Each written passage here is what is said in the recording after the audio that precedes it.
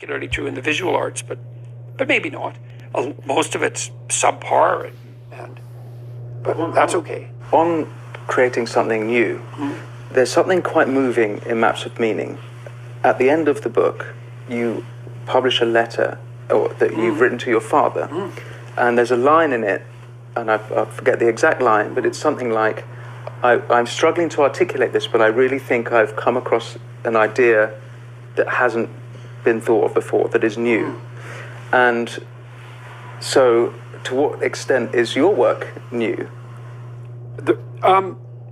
That's a good question. In some sense, it's not new at all.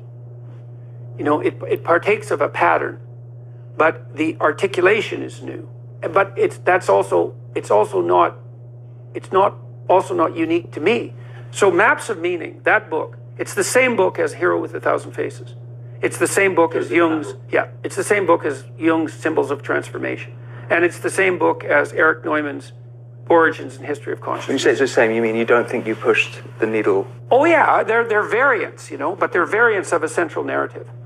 And they're variants of the central narrative. That's another way of thinking about it. And Campbell did a really good job on the popularization front, you know, and Jung sketched this out more deeply than anyone else and first. And it was Symbols of Transformation that broke his relationship with Freud. It was because Jung touched on the religious in Symbols of Transformation, and Freud was an Enlightenment figure, and a counter-religious Enlightenment figure. And so when Jung touched on the religious, Freud believed that he was engaged in an activity that was antithetical to the Freudian enterprise, which was something like it was an insistence on secularization. And so they broke apart on that issue. And Freud, I wouldn't say Freud was wrong because Freud was a genius. I mean, Freud was the person who put the finger on the Oedipal issue, which is like, that's the central issue of our time. The devouring mother. It's like, yeah, she's back. That's for sure. And he was the first person who really put his finger on that from a clinical perspective, like so consciously and explicitly. There'd been mythologies of the devouring mother forever, stories, you know, of the witch that lived in the forest, Hansel and Gretel. It was a perfect story for the modern time, right? Because there are children who are lost. Well, hey, that's for sure. And what do they come across? Well, they come across a house made of gingerbread. Like, you know what? That's a bit too good to be true, right? And so there's a witch inside. And what does she want to do? Well, offer the children everything they want. Why? So she can eat them.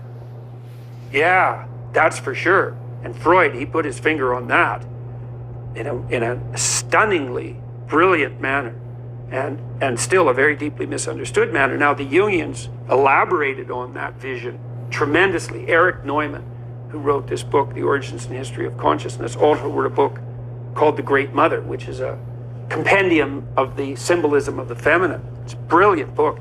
I talked to Camille Paglia about Erich Neumann. She knew of him independently, which is quite rare among modern academic intellectuals. I've read that book, the Origins of Consciousness. Oh, you have? It's amazing. It's a great book. He was a student of Jung, right? He was, yes. And when Jung wrote the foreword to Origins and History of Consciousness, he said that was the book he had been struggling to write. And Neumann was able to integrate. Jung wrote, 30 books, dense, difficult books. Jung's a very difficult thinker.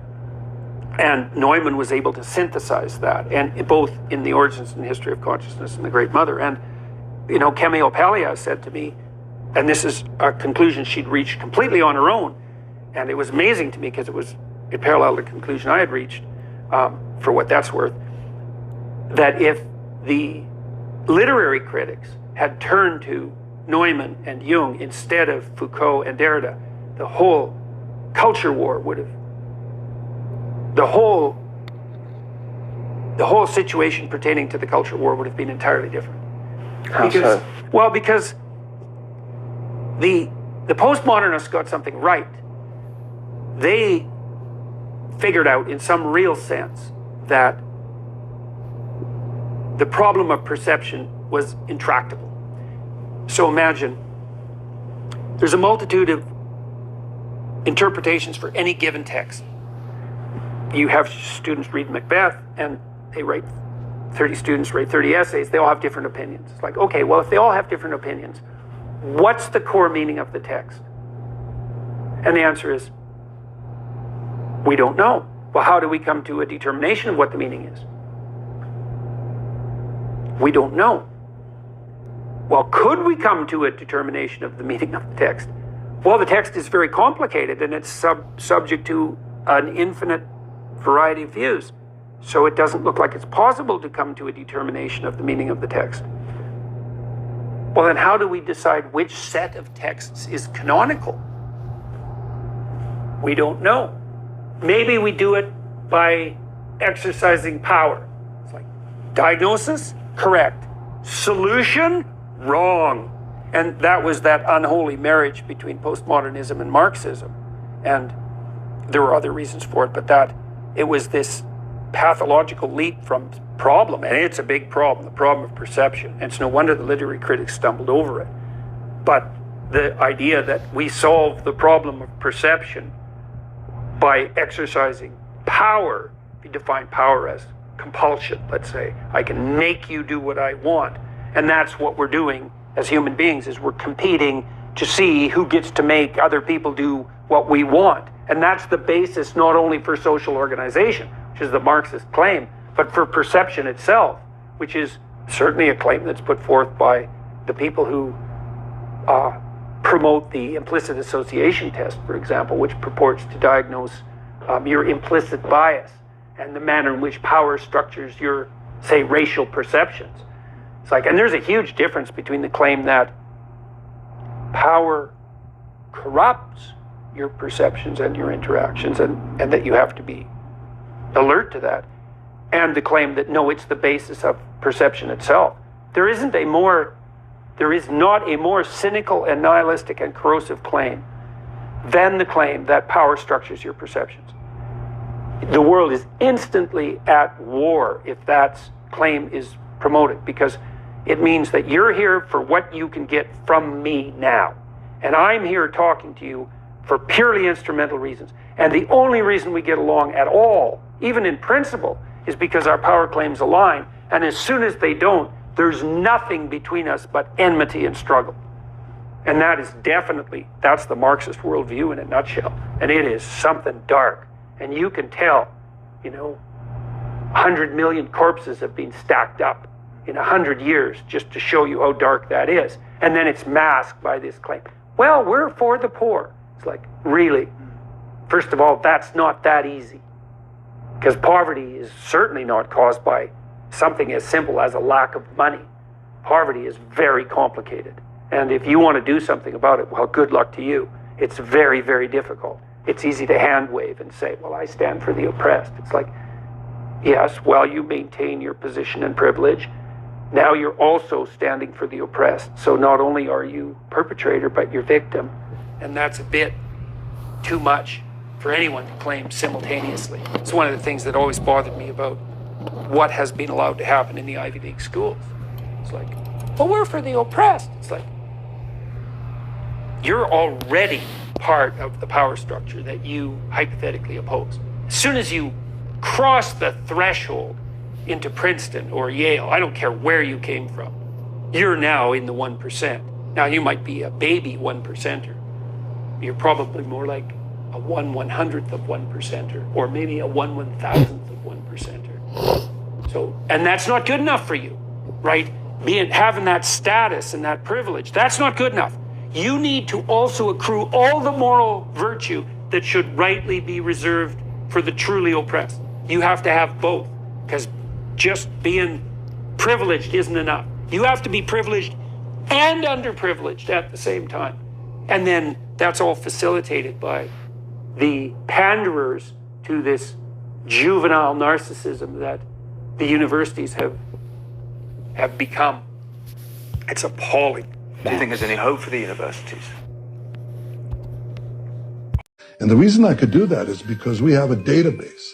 98%, a medical database, 98% of our population has digitized medical records in Little Card, and anywhere you go in any hospital in Israel, north, south. And the reason I could do that is because we have a database.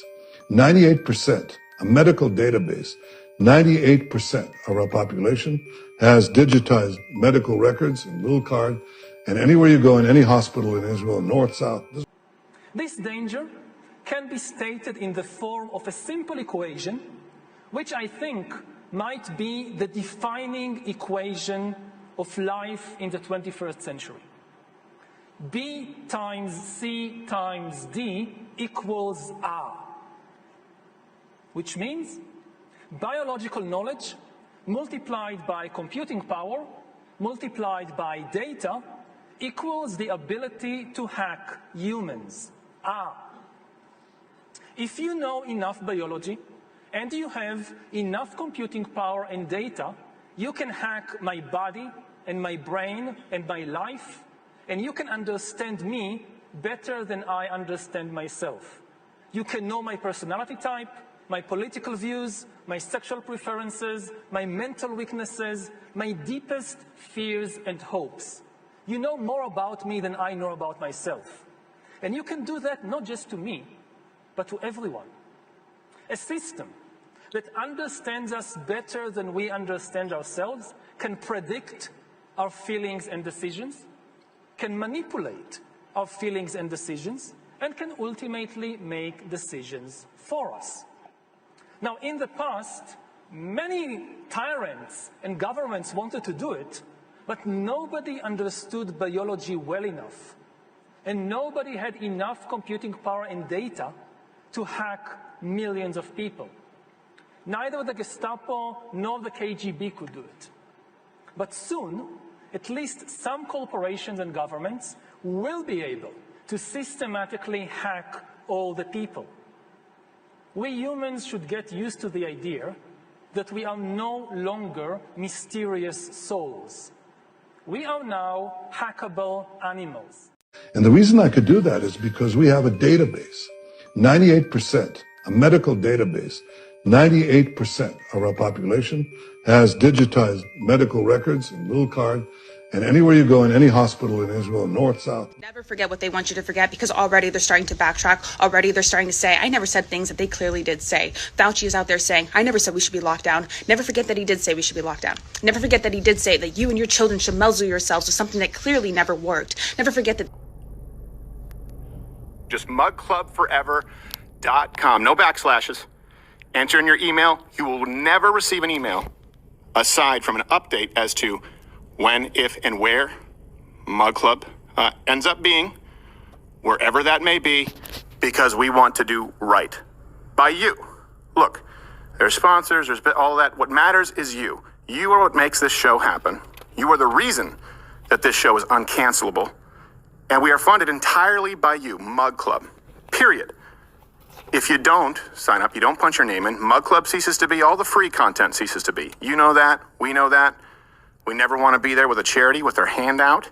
We want to provide you with something. We've tried to provide you with something for many years that you actually want to watch. And I don't know how many of you there are. That's the thing. I only know there's at least 300,000 of you. And if you're watching the show, you want to continue watching that show, go to mugclubforever.com. Just enter in your email. And we will make sure that if you have been signed up, timing issues. Now why? Do you think he shit his pants when he heard that Elon Musk had purchased Twitter and would have access to this? And I'm not just talking about loose sphincter. That's 100% a real problem. This guy, imagine him pushing back at all. He would never push back on the FBI. Oh, he's weak. He would never do that. He'd never say, hey, we need you to censor this. Okay. Yeah, we can do that. We'll find a way within our policies. Yeah, we'll find a way within our policies. What is there to gain? I don't understand. Yeah. For who? It's collusion with them. Install a former vice president. Make sure that people don't know the truth as they go into an election. Make sure that people only hear one side of the story. If you control 100% of the information that people get, guess what? You can control how people vote. You can control how people think. Hey, you have enough of these people for enough amount of, guess what? There are plenty of societies in which child brides are still a thing. More slaves than ever on recorded history now on Earth.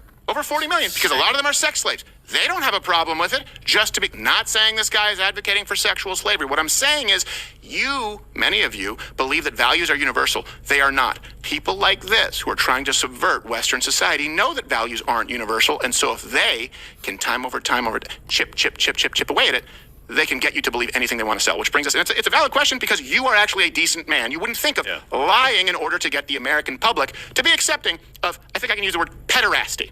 Yeah, that's exactly right. So here's another reason number 3 that he's a piece of human excrement. I like it. He's a pervert. That adds to the serious. It does. Yeah. He's an absolute pervert.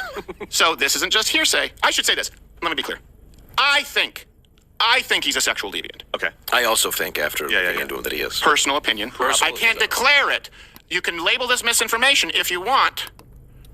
Just to be clear. All right. So here's why I think so. 2010, Yoel Roth posted a link to a story titled, "Can high school students ever meaningfully consent to sex with their teachers?" Spoiler alert, maybe. You can go read it. 2012, Roth tweeted out, "I enjoy having the kinds of meetings where Googling, quote, gay bareback porn is considered academic work."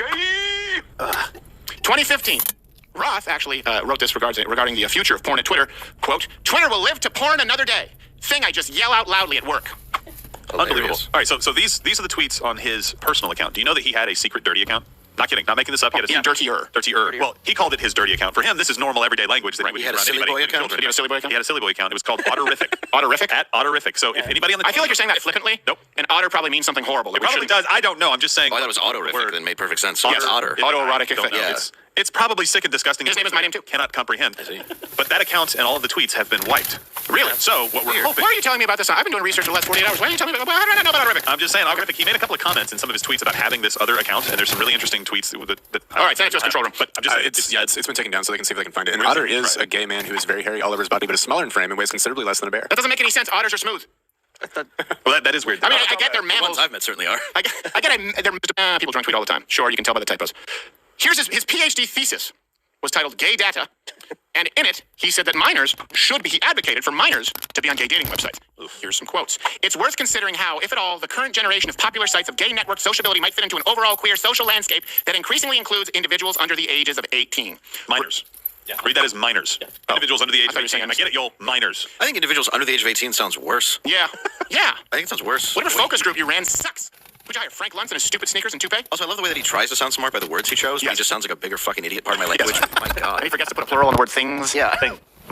Sorry, HIV brain. So, rather than merely trying to absolve themselves of legal responsibility, or worse, trying to drive out teenagers entirely, which we know means teenagers under 18, service providers should instead focus on crafting safety strategies that can accommodate a wide variety of use cases for platforms like Grindr, including possibly their role in safely connecting queer young adults. I don't know why he sounds like a dentist from "I'm going to be a queer dentist." We don't need any homo dolls.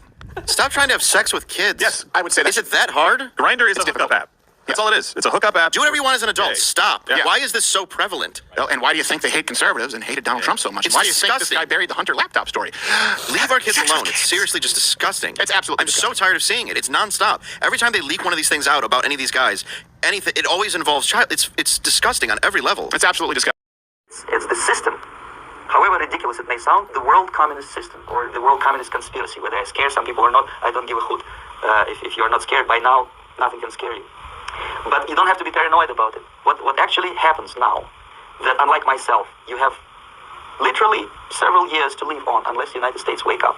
The time bomb is ticking. With every second, the disaster is coming closer and closer. Unlike myself, you will have nowhere to defect to, unless you want to live in Antarctica with penguins. This is it. This is the last country of freedom and possibility. Okay, so what do we do? What is your recommendation to the American people? Well, the immediate thing that comes to my mind is, of course, there must be a very strong national effort to educate people in the spirit of real patriotism, number one. Number two, to explain them the real danger of socialist, communist, whatever, welfare state, big brother government.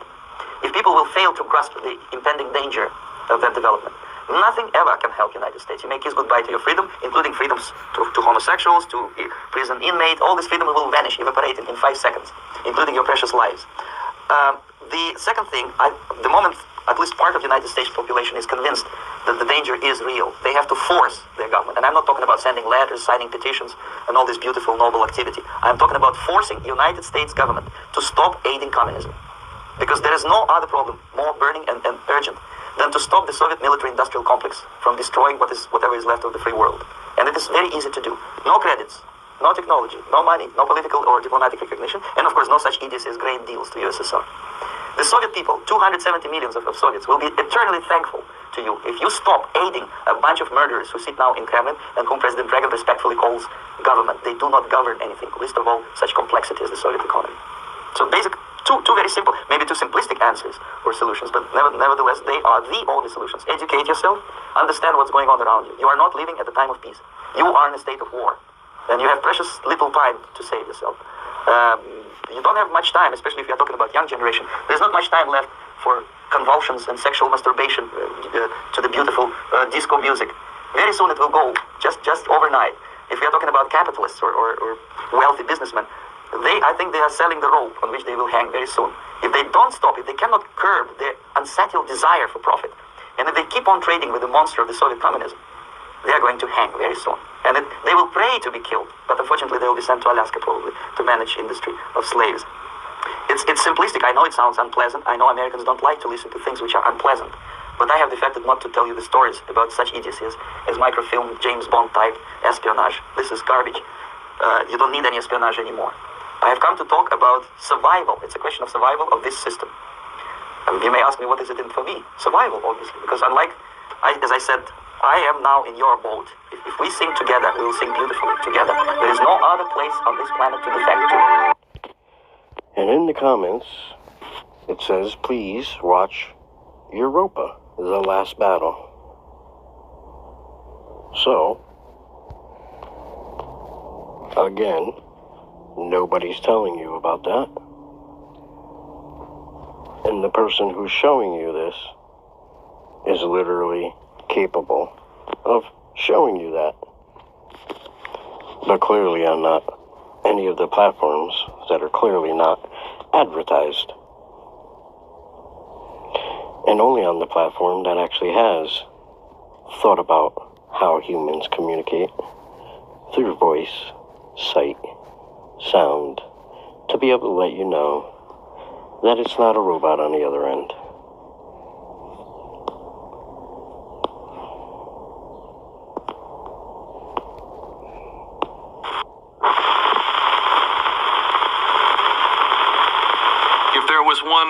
One physical subject, one material subject that we should focus on, in my opinion, it is very clear that the head of the snake is the financial system.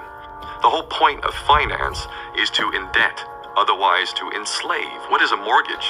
I mean, what does that stand for? It's a death grip. So when you get a mortgage, you have a death grip held over you because you are in debt. You don't even own the house. The bank owns the house that loans you the money to buy the house unless you're fortunate enough to have all the money to buy it outright. And even then, you can be taxed by the government. And if you fail to keep up with those taxes, the government can then take it from you. The whole system is based on a financial fraud, which effectively takes the power that we have and it gives it to a tiny group of individuals who are running the world through the control of finance.